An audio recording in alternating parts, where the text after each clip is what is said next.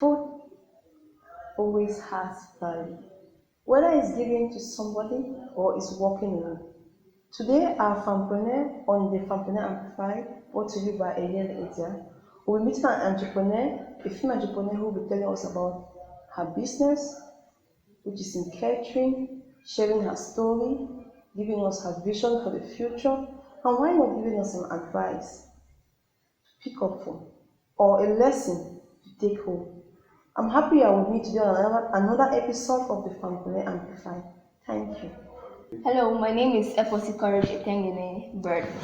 I would prefer you call me Miss Ece. I'm the CEO of GEM. GEM is a cooking company per se as at now, and it deals with pastries, food, and it's an entire body that has to feed people. GEM was born 3 years ago. It started with a little initiative of home supplies, home deliveries, and pastries. And per se, so far, Gem is where I would want it to be. Beautiful. We'd like to know about your story. How did you start? I started my little kitchen 4 years back.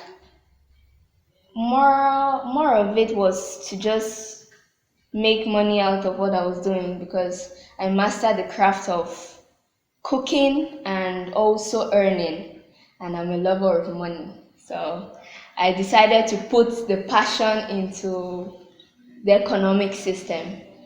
And by doing so, it started gradually. I started with one supplier when it came to the pastries, and I had just about 5 people who ate my food on a daily basis. So that was practically how Miss Ece's kitchen came about. Beautiful. I would like to ask, what inspired you to start? It's one thing to have a passion to start a business and another thing to actually start a business. My passion was, first of all, the love of money. And secondly, my passion was my mom. I enjoyed each time she made us food. There was this happiness, like there was this extra joy each time she cooks food and serves us. All right. Starting is always difficult. So, what are some of the challenges you have or you have had starting up that business? Starting up the business, I had the challenge of customers. Okay. I had just a few people who had trust in me, and each time I decide to make new contacts, in the long run, it ends up in a bad way because they will not be patient enough to enjoy the product or to see its outcome. Most of the time, there are, let's say, kitchen mistakes which people capitalize on. So at that point, most of the people I lost capitalized on the little errors I did with cooking. Okay. How did you overcome some of these challenges you faced? I Wow. had to learn more. I had to increase my quality. I had to increase my taste and the way I present my product. Another challenge was my own equipment. When you have your basics, it gives you an upper hand in any market you do. You find whatever you do more easier to take on and to overcome in any way. Um, I would like to ask, food is something that is very delicate. Some people have health issues, some people have eating habits. So, how do you manage your market when it comes to your business? Well, for a fact, since it's based right now on commands, deliveries, before you get to me, you should have figured out what you want with the food.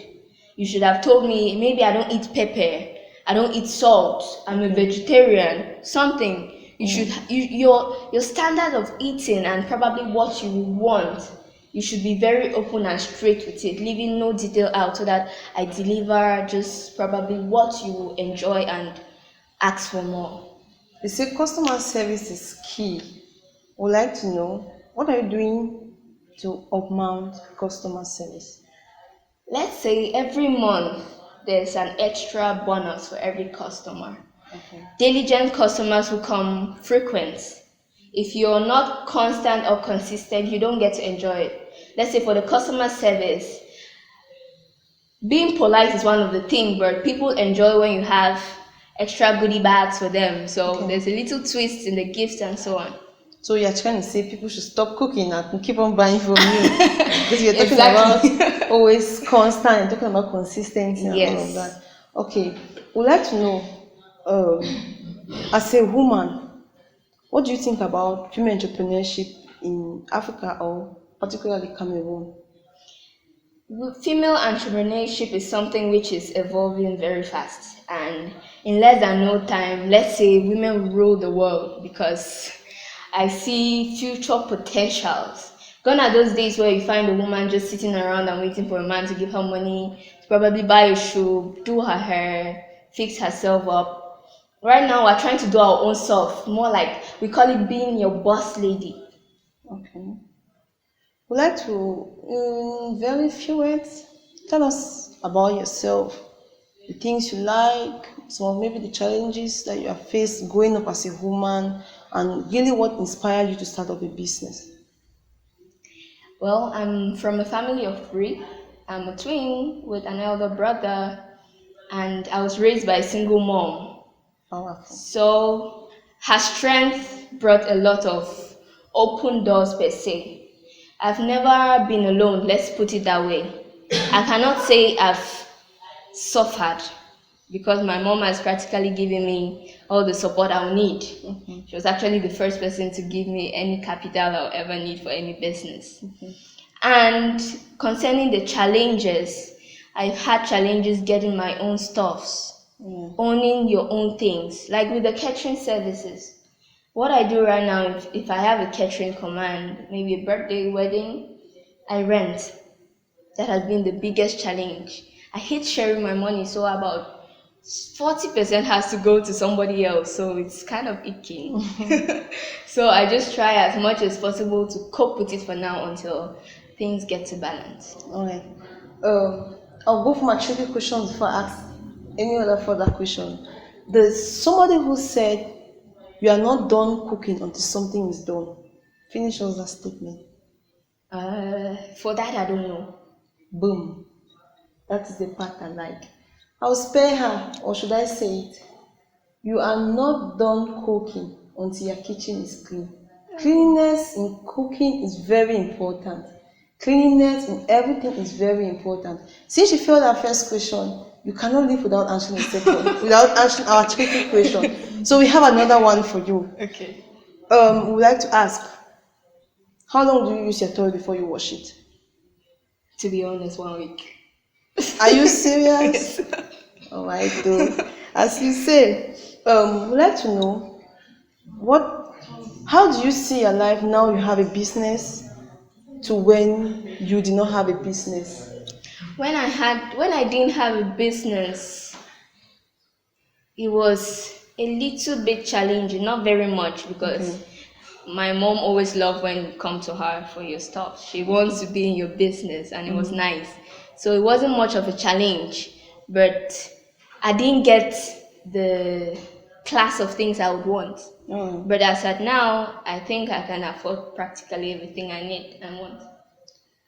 As much as we're talking about entrepreneurship, female entrepreneurship in Africa, all of that, we see that a lot of men are doing a lot to support people. You growing up with your mother without your father, she did a lot. But I think you have had male friends around you. How would you say they look at you? Are they supportive and all of that? Well, yes, for a fact. One person, let me not say one, there are few people, few men who have stood by me. For example, my baby daddy, my uncle, my brother, and a few friends of mine. Okay. So they encourage you by giving you money. Money, moral support, at times slangs which will get you pissed off and you just I want can to do imagine. better. I can imagine. So your business, do you work alone or do you have a team that you work with? I don't work alone. I have a team, a few employees and a few support systems. Okay.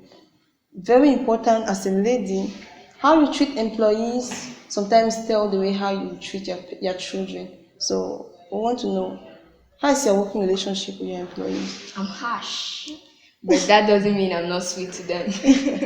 I don't take chances.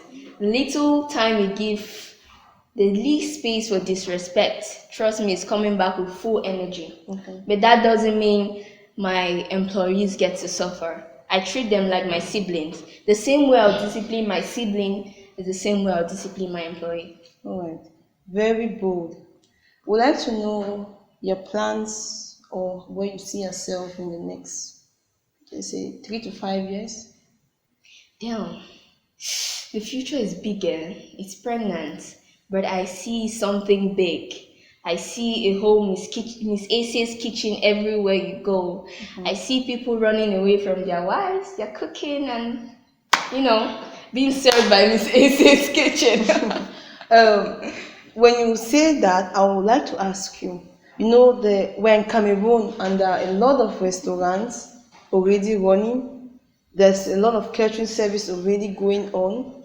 So I would like to know, what's your niche? What do you have that you think these other restaurants don't have, or other women will not have in their own kitchen back at home that's going to make, like you said, they are meant to leave and go, which is not good for a man to leave his house though. I know I have class, taste, and quality. We are so happy you are here.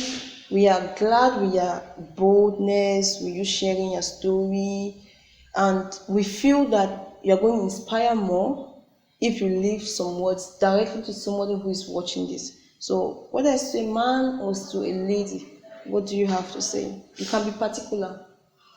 To the ladies, I would say it's not all about fixing up your hair, doing your nails. Take the risks of things which you feel like you can't do. Don't be shy. Don't be afraid to talk to older people because wisdom comes with age at times. The more you seek for advice, the more your business will grow. And for a start, learn not to borrow because the first downfall of every woman business at times comes from that because you start paying loan from your benefits. That's what I feel like. We would like to also know, you are doing catering. As much as your passion came from you and from home, are there other restaurants or people who are into catering that you look up to? Well, for now, no. All right. I'm my own idol. Okay.